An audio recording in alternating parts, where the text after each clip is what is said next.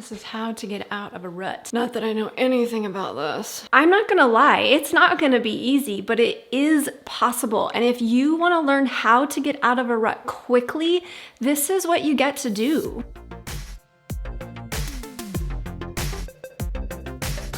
In this video today, we're gonna talk about how to get out of a rut.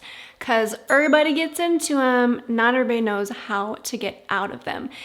And as the universe would have it, anytime I go to speak on a topic, it's always like, here, let me just give you a little bit more experience with this first and make sure you really know what you're talking about. So I am making this on a tail end of a rut. I actually can fall into ruts very easily just because of autoimmune disorders and a wonky thyroid that likes to just cause me to crash randomly. It's not actually as random as I wish it was. I'm actually starting to discover that it's pretty cyclical on a pretty monthly basis, if you know what I mean. But here's the thing, it happens to everybody. There's no shame in it. There's no reason to add shame to it. That's just adding insult to injury. It's not very helpful. Instead, let's just talk about what can you actually do when you find yourself in a rut or stuck in a funk and you just can't get out of it. The first thing is massive self-care, because look, I realize that you want to just push yourself through this as quickly as possible, but if you're ignoring legitimate human needs, it ain't gonna happen. You are going to continue to feel stuck because every single human behavior is an attempt to meet a need. Even right now, you're binge watching Netflix or feeling funky is still an attempt to either express your needs or to meet your needs. Here's the thing though. When you ask yourself, what am I really needing? Don't let yourself get tricked into thinking, I really need to sit down and watch more Netflix. That's not a need, that's a desire that we have. But what is that desire trying to meet for you? More than likely for most people, there's a lot of rest underneath it. And so we get to look at what's the best way that we can fill our cups, that we can meet those self-care needs. Is this better sleep? Is this better food? Is this asking for support? What are the very best things you can do that are actually gonna work? Because right now you might be trying to meet your needs by binging Netflix, but is it actually working for you? In particular, I want you to look for keystone habits. Keystone habits are kind of your foundational habits. They're the things that if you do these things, you get the furthest and other things get built upon them. So like for me, this is always sleep, hydration, and food. Those are my keystone habits. And if I can at least start with those, I'm gonna be able to get further faster. Also, ladies, if it is hormonal for you as well, start tracking that to figure out when in your cycle it's likely to start. Do some planning around that, but also do some planning before that. What can you do to be proactive, to be able to maybe minimize the effects of it as much as possible? And if this is you, if you find yourself losing momentum or motivation around your cycle, drop me a comment and let me know. The next step is to reconnect to our why. This is what creates motivation and momentum. Not even the who, definitely not the what, but the why. Why is this important to me? Why do I actually want to do these things? And the thing that I recommend to my clients is to break out a journal, get a pen, write down those questions and journal it out. You can spend 10 minutes here, you can spend 30 minutes here. You could choose to just sit here for 3 hours.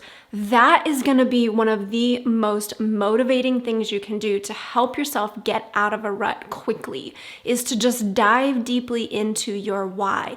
The more you tap into that why, the more you're tapping into intrinsic motivation and building momentum. Now, you might not have 3 hours to spend on it, and it's okay. Or maybe you do spend 3 hours and it just doesn't get you anywhere. That's normal too, but keep coming back to it.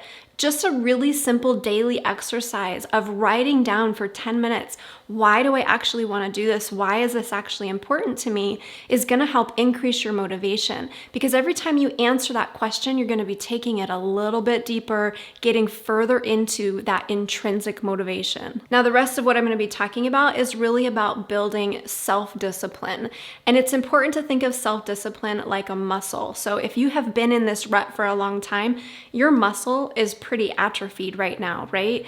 But if you've only been here for a week or so, you're gonna be able to get out of it much more quickly. A lot of times we wanna snap our fingers and have momentum and motivation, but think of momentum like a train.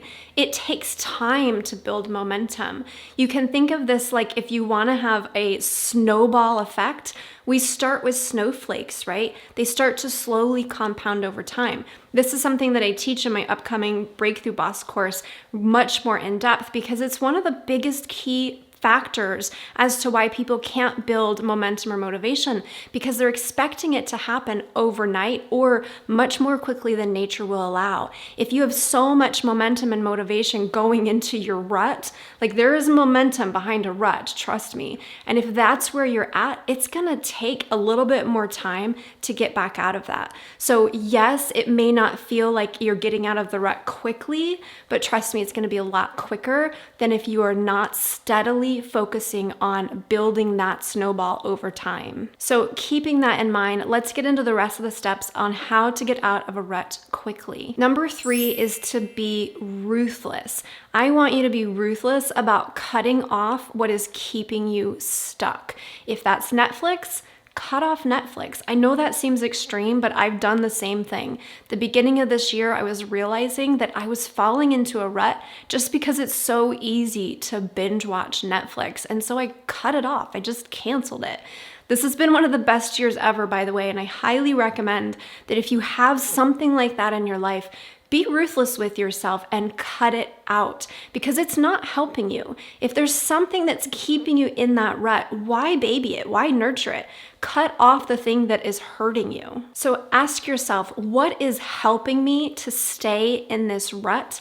And how can I be ruthless, setting up boundaries around this thing so that it no longer has the same potential to hold me back? I'm not gonna lie, it's not gonna be easy, but it is possible. And if you wanna learn how to get out of a rut quickly, this is what you get to do. As you're cutting those things off though, I want you to remember that nature abhors a vacuum. And so we need to make sure we're adding in something to take its place. So for instance, if you're cutting out Netflix, what are you gonna add into that space? What can you immerse yourself in that's actually gonna increase your inspiration, that's gonna encourage you, that's gonna motivate you? For me personally, that's like a lot of Earl Nightingale videos. I don't know what it is about that man's voice, but he gets me going.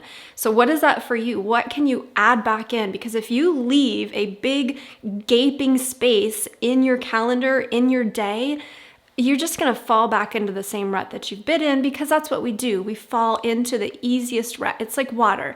We take the path of least resistance. Speaking of the path of least resistance, this leads me to number 4, which is to make the easy road harder and the hard road easier. This is talked about in a book called The Power of Habit, which I absolutely love. He talks about the things that we're wanting to do as a path, and if there's any friction on that path, it just makes it so much easier to take the path of least resistance. So what we want to do is look at our easy path, and I don't know why I'm picking on Netflix, but let's just say binging Netflix is the easy path.